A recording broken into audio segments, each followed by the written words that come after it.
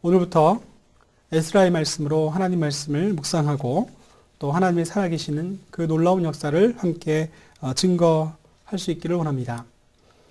에스라 1장을 읽으면서 우리는 우리 하나님께서 우리 삶 가운데 깊이 개입하셔서 운영하는 놀라운 하나님의 방법, 하나님의 역사를 주목하고 또 그 앞에서 하나님을 경외하는 마음으로 예배하러 나아갈 우리의 그 이끄심을 그렇게 이끄시는 우리 하나님을 만나게 될 것입니다.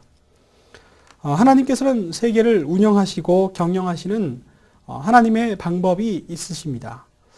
하나님께서 우리를 사랑하셔서 우리에게 마냥 그 풍성한 은혜를 주실 뿐만 아니라 때로는 우리를 견책하시고 또 우리가 정신이 바짝 날 정도로 그렇게 혹독하게 우리를 대하실 때가 있습니다. 그러나 그 모든 역사와 사건 사이에 틀림없이 관통하고 또 드러나는 것은 하나님께서 우리를 사랑하신다. 그리고 하나님께서 온전히 이 역사의 주인이시다 하는 것을 우리에게 드러내고 또 그것을 우리에게 말씀해 주십니다.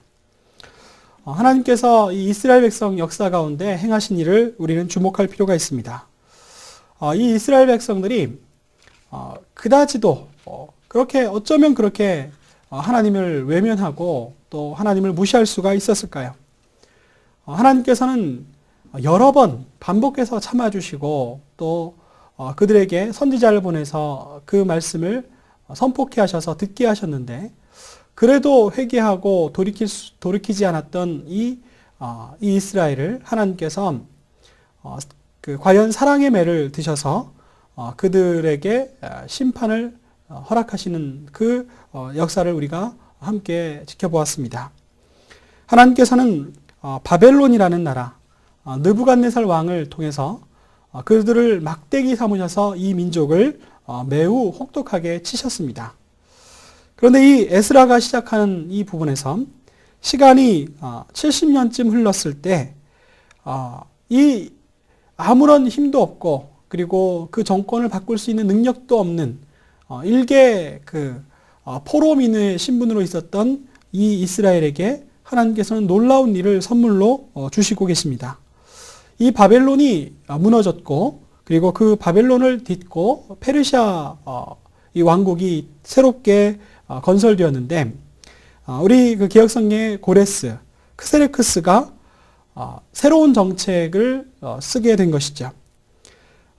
하나님께서 바벨론을 일으키셔서 막대기로 삼으셨을 때 성전을 파괴하시는 방법으로 그들에게 혹독한 심판을 허락하셨는데 이번에는 하나님께서 이 페르시아를 일으키셔서 그 왕 크세르크스에게 그의 마음을 감동케 하셔서 오늘 말씀에 그의 마음을 감동케 하사 놀라운 일을 기대하지 못했던 일을 선포하는 것을 보게 됩니다. 칙령을 발표해서 이 이스라엘 백성이 고향으로 돌아가서 성전을 회복하고 그것에서 하나님을 섬기고 예배하며 살 수 있는 길을 열어놓게 된 것입니다.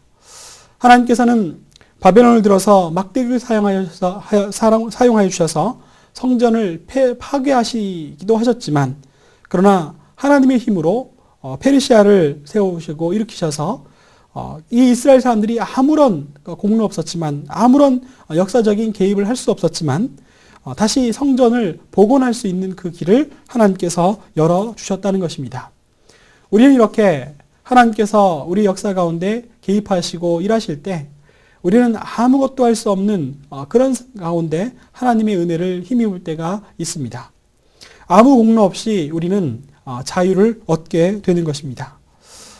여러분들 그 뿌리의 그 흑인의 노예 역사를 읽다 보면 이런 그 재미있는 이 대비되는 이야기를 만날 수가 있습니다.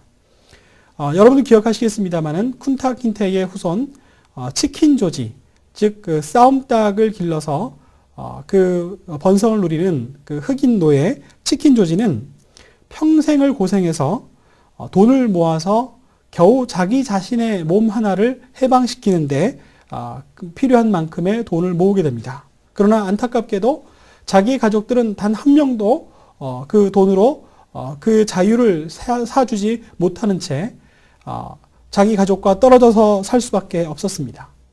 그 치킨 조지의 다음 세대는 톰이라는 이 대장장이가 이어받는데, 이 톰과 다른 가족도 열렬하게 열망하기를 이 노예 상태로부터 벗어나고 또 그렇게 자유롭기를 원했는데, 아무리 노력해도 참으로 그 자유를 쉽게 얻을 수가 없었습니다.